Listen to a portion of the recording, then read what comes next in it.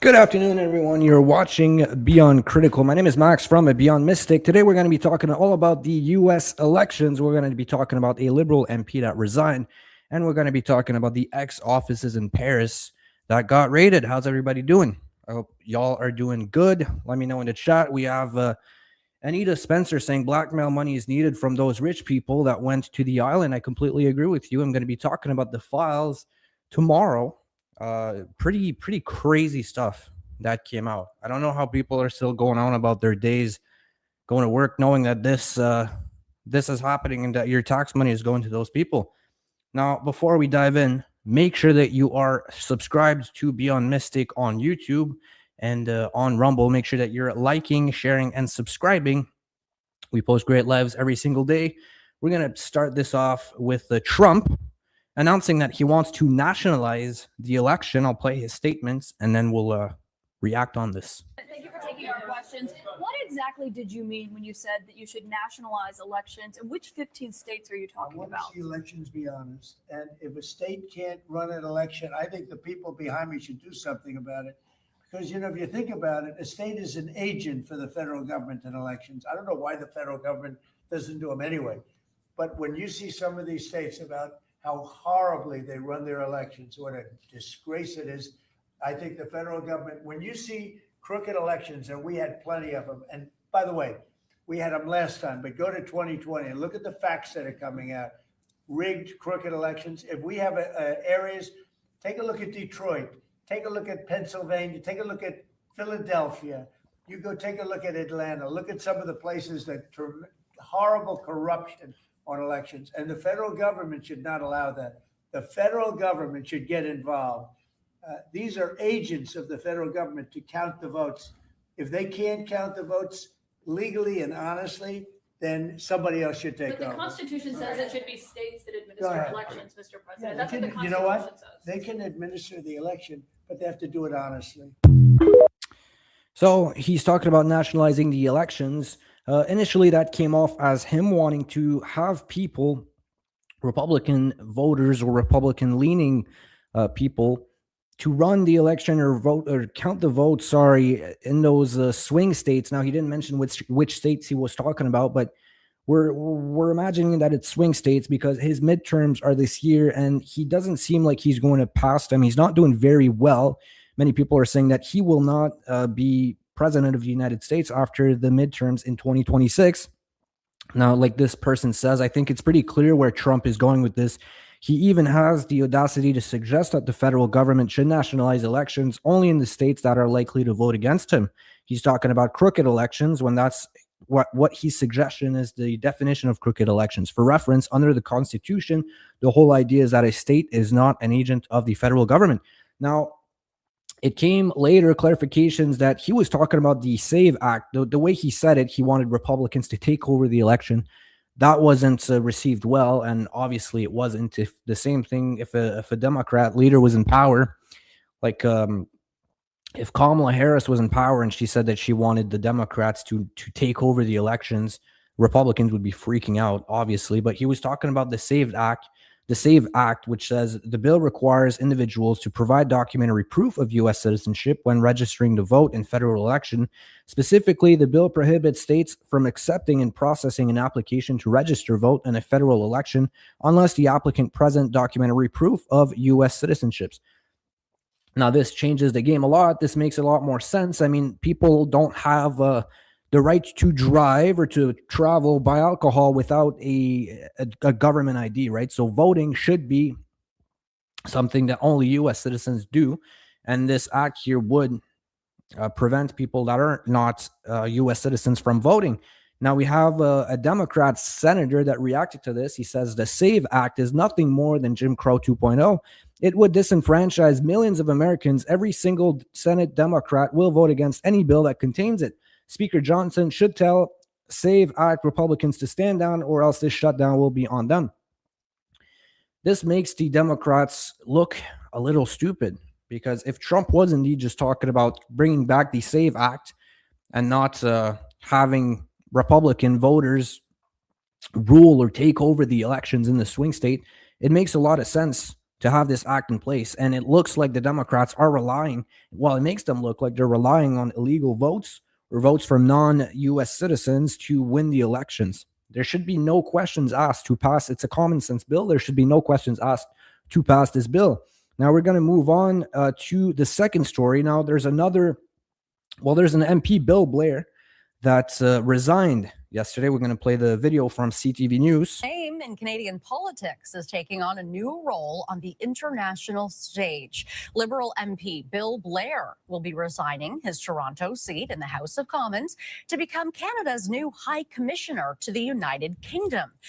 Blair is a former cabinet minister and has served in a number of public safety roles, including chief of police in Toronto. In a statement on social media, Blair thanked his constituents, saying, quote, "Serving the people of Scarborough Southwest as your member of parliament has been an incredible privilege." And with me now is Ralph Goodall, former High Commissioner.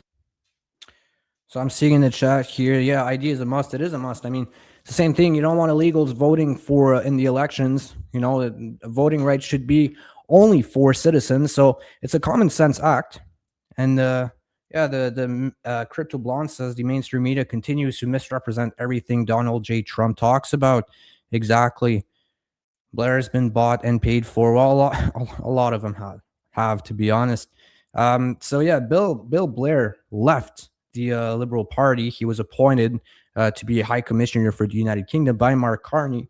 Now, it's a bit of a confusing story, but we have the an NDP MPP, so a member of provincial parliament, Dolly Begum, that was appointed to replace Bill Blair in the by-election that's going to happen in the Scarborough Southwest riding. So this is the official statement from the Liberal Party saying, for years, Dolly Begum has fought for the people of Scarborough Southwest as their MPP. As our Liberal candidate in the upcoming federal by-election, she's ready to bring their priorities to Ottawa and build a stronger future for her community and all Canadians. It's weird that they're bringing an NDP MPP to replace this guy that left. I think that they maybe want to try and keep that NDP voter base. If the NDP appoint a good leader to their party, it's going to be dangerous for the Liberals. It won't do anything to the Conservatives, and I think the Liberals know that.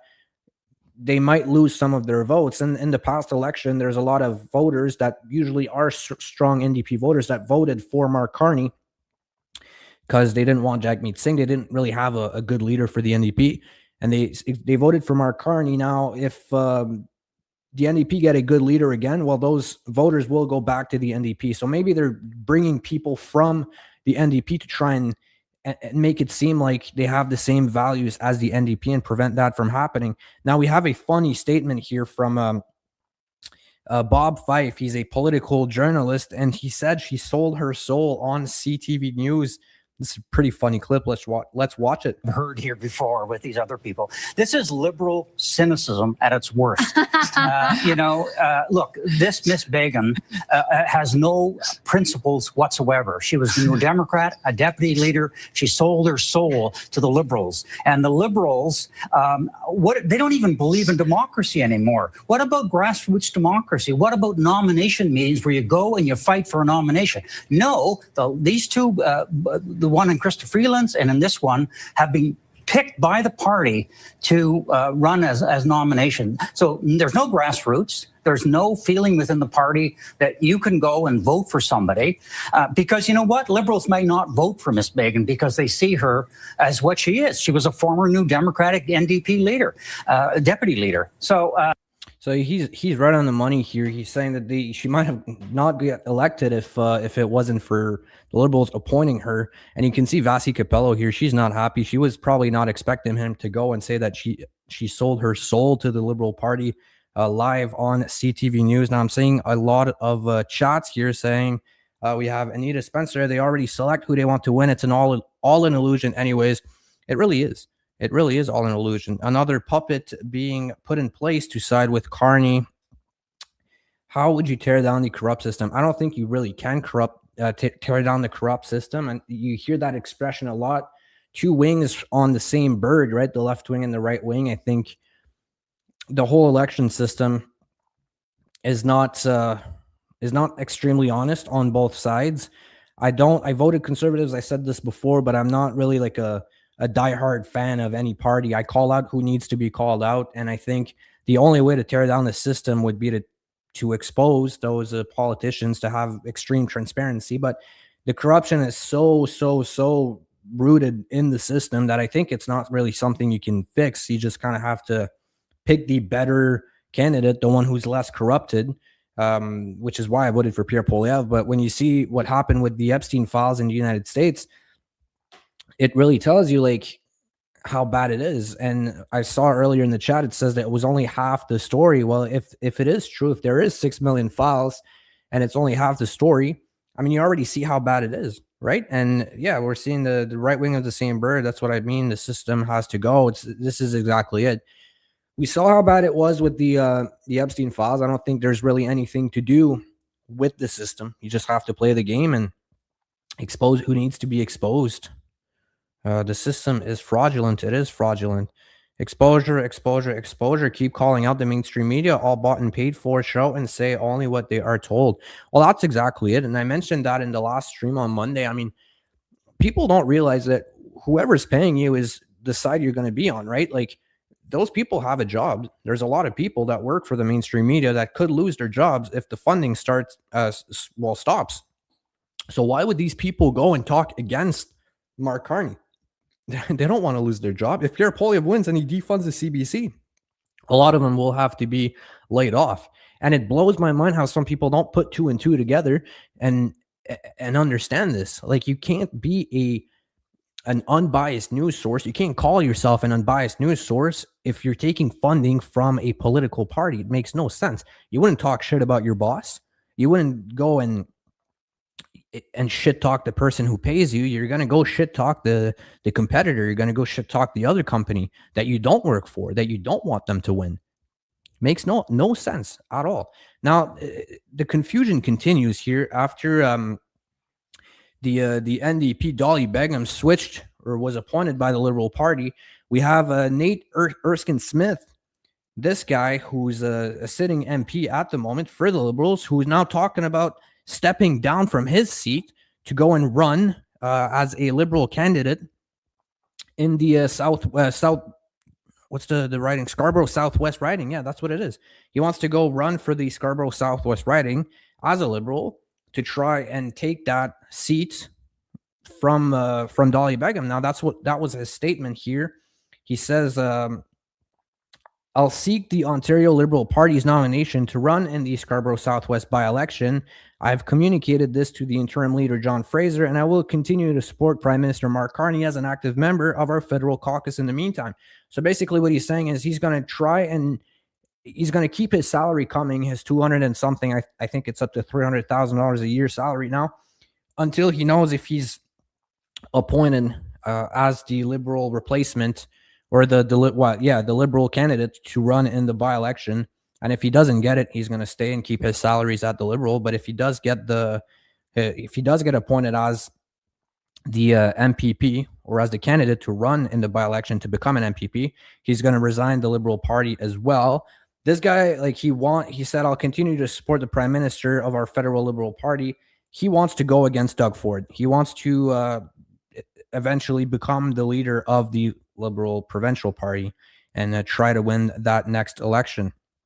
Before we go and talk about the ice raids, we have Aquarius Eclipse Workshop with Astrid. This powerful astrology webinar explores the February 17, 2025 solar eclipse in Aquarius. Join her live February 15th at 11 a.m. Eastern Standard Time and save 10% off with promo code AQUA10 at the Beyond Mystic Academy.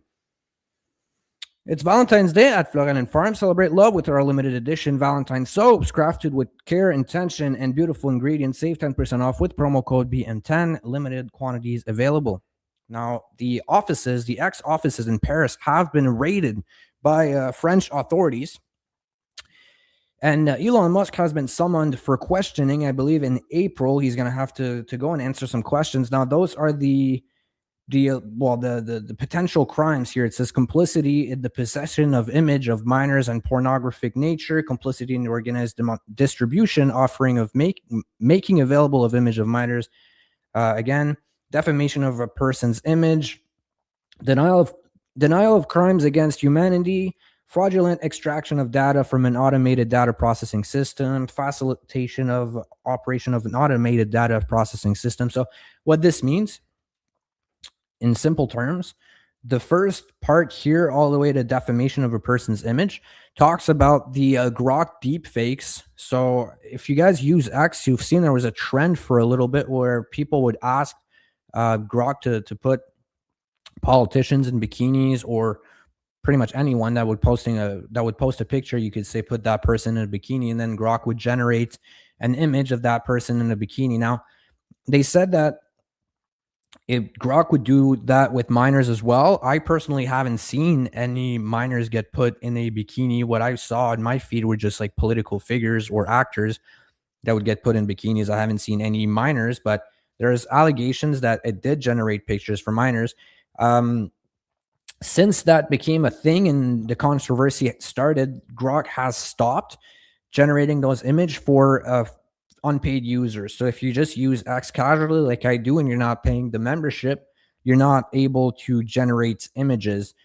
The other thing too is Grok, Gemini, and ChatGPT can all do the same thing. You can take an image and put it in ChatGPT or Gemini and ask them to create or generate an image of that person in a bikini. The reason they're attacking X for it, well, what they say is because it's easier to post that image, because you can just type in the replies, put that person in a bikini, Grok generates the image, and it's up for everyone to see. But I mean, at the same time, what's stopping me from just creating an image on ChatGPT and then posting it to X after? It's not a big, doesn't take a lot of time to do. So is it an attack on free speech for that reason? I'm not sure. Is it not? The denial of crimes against the Holocaust. This was, well, first of all, it's illegal in France. I think it's illegal in most of Europe, but in France, for sure it is. And it's Grok in reply. So people would ask them questions about the Holocaust, and Grok, I don't think it outright denied it, but it was saying some denials of certain aspects of it. And I asked Grok personally if that was true, and Grok confirmed that it was true. And that since then, those posts were deleted, and the function was fixed, so that Grok now keeps factual about the details of the Holocaust. And then all this here talks about, well, some data breaches, but also the algorithm that apparently is biased and manipulates recommended content to users. The problem I have with that, again, is that there's more right-leaning users on Grok, so naturally there's going to be more right-leaning content. Now, is this what they're talking about when they say the algorithm is biased, right? Because if people see more right-leaning content, but more right-leaning content is being posted, it's kind of like, it's not really an issue with the algorithm. It's just the user base. But some people are saying it's an attack on free speech. Some people are saying that it's the right thing to do, to investigate. The investigation itself has been going on for a year, but now the raid just happened. They're taking action right now. No one's been arrested yet, but as I mentioned, Elon Musk is getting summoned for questioning. So let me know in the chat what you think, if you think this is an attack on free speech or it's a rightful investigation. We have Trump here that ended a government shutdown that lasted 4 days. We're going to watch his initial statement here. This bill is a great victory for the American people. Instead of a bloated and wasteful omnibus monstrosity full of special interest handouts, we've succeeded in passing a fiscally responsible package that actually cuts wasteful federal spending while supporting critical programs for the safety, security, and prosperity of the American people. The bill officially ends all taxpayer subsidies for radical far-left woke programming on NPR and PBS, so just a waste of money. It slashes nearly $10 billion in wasteful foreign aid spending, giving money to countries that don't need it. They have plenty of money. And we ended that. That was so important. $10 billion. Think of it. So the funding, the shutdown lasted a few days. I'm just going to answer in the chat here. Yeah, Ontario. Yeah, Ontario is pretty. Doug Ford is not a conservative politician. So we're going to have a bunch of liberals running against each other.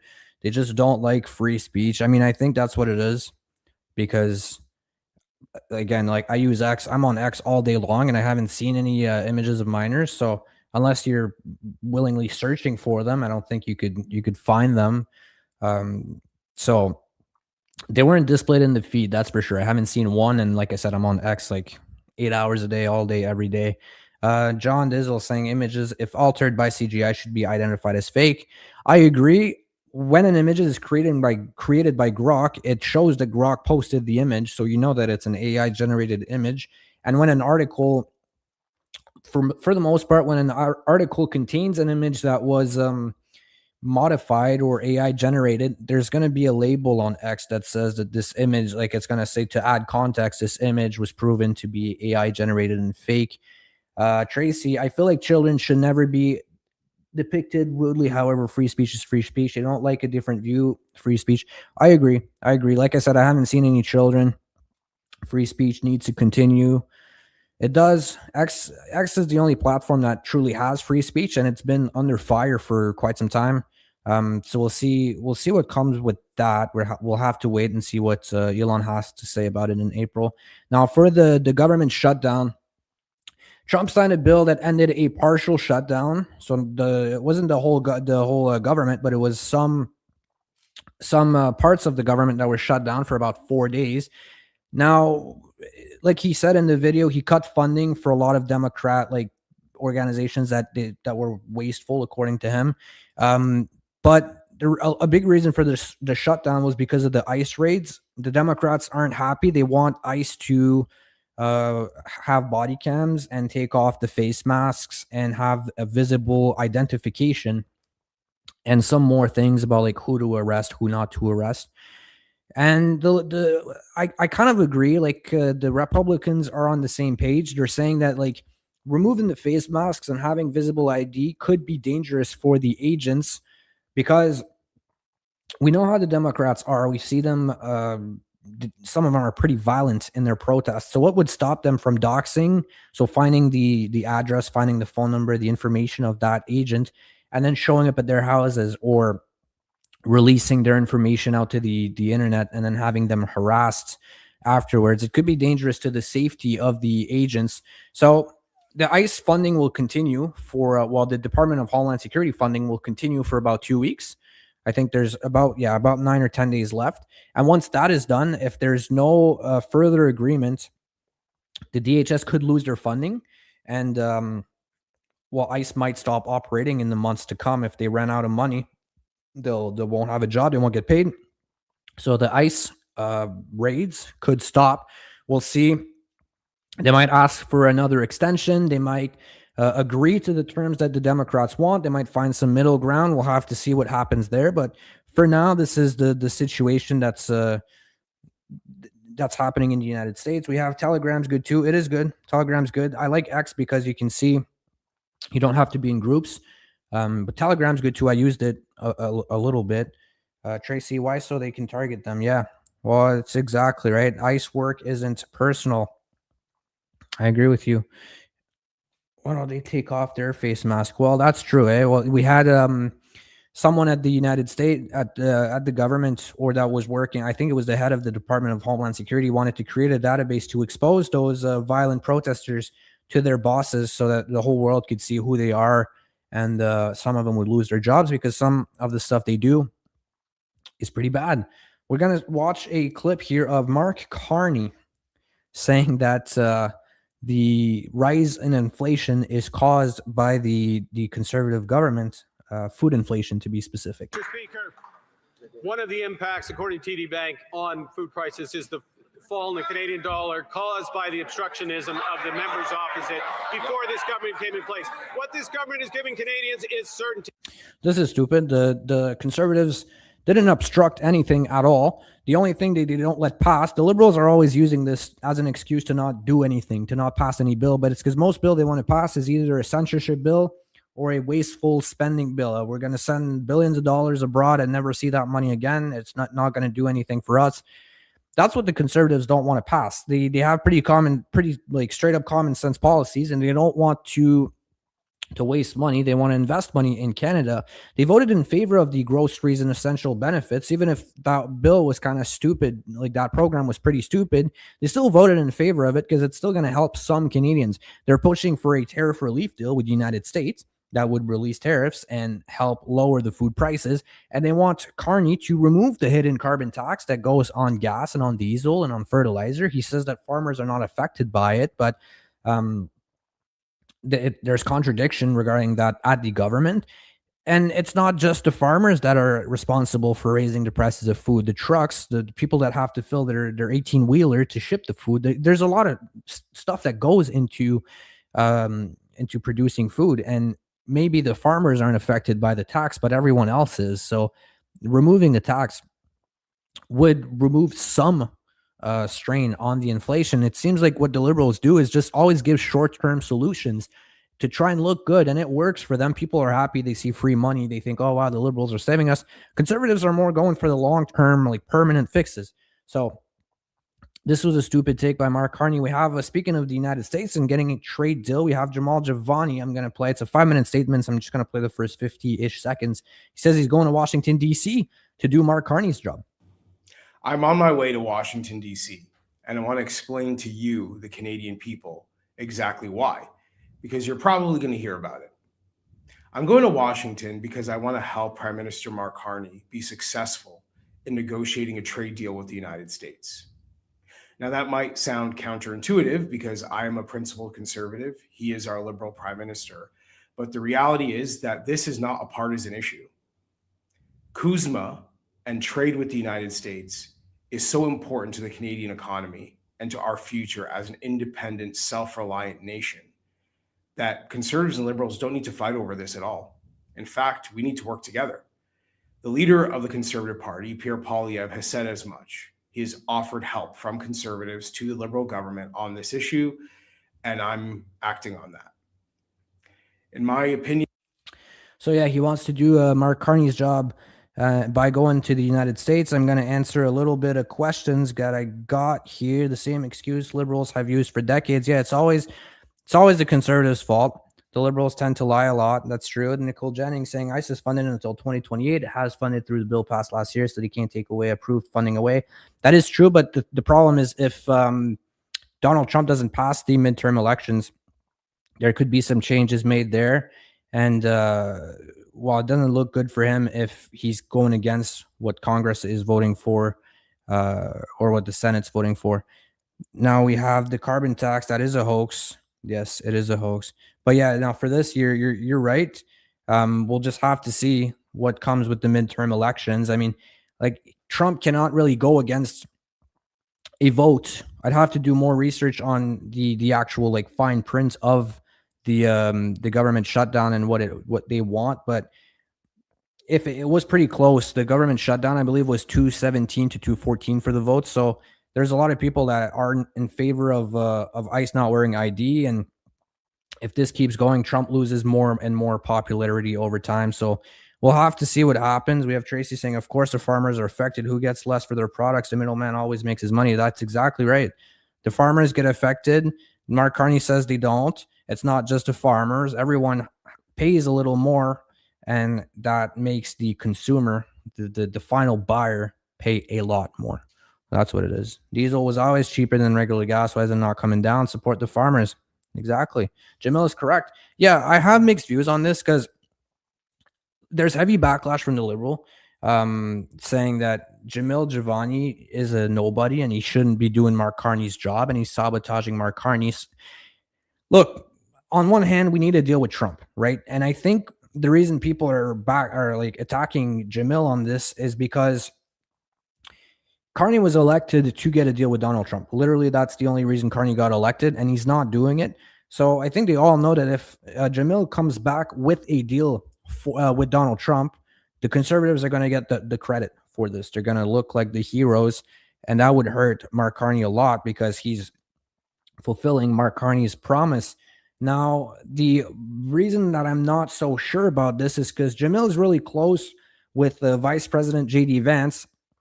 And like I talked about it on Monday, Vance is funded by Peter Thiel, who's a Jewish billionaire. He's the co-founder of Palantir. Technologies, a CIA-backed analytics firm that helps Israel generate kill lists for Palestine and Gaza. So is he actually just going to get a trade deal? Is there going to be some sort of Israel involvement in Canada? We won't know. We'll probably never know, but that's kind of why I'm on the edge here. If he's actually just going for a trade deal, I'm in total support.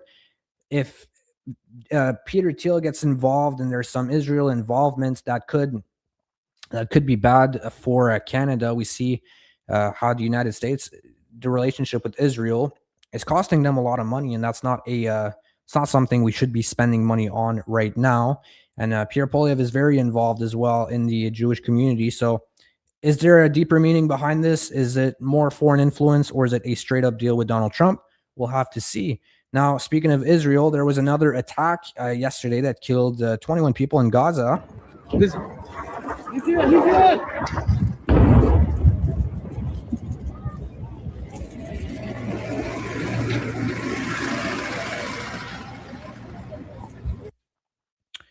Not good. Not good. This war's got to end.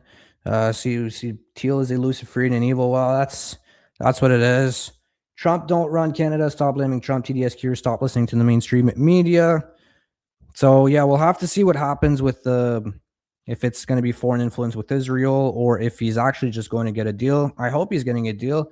Now we have, speaking of the war as well, we have Zelensky saying that the negotiations between between Trump, Putin, and him have restarted. It says our negotiating team has just delivered a report.